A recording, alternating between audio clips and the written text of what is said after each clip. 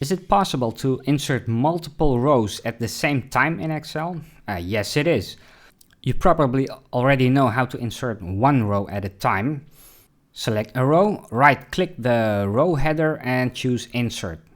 And if you want, you can repeat this action by pressing F4 on your keyboard. But this is not what I meant. Let me undo this. To insert, for example, 5 rows, I select 5 rows.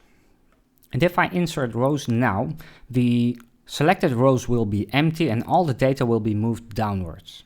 Right-click one of the row titles and click Insert. Now I have 5 new rows. And if you'd like, you can repeat this action by typing F4 on your keyboard. Now the same can be done for columns. Let me select 2 columns, right-click one of the column headers and choose Insert.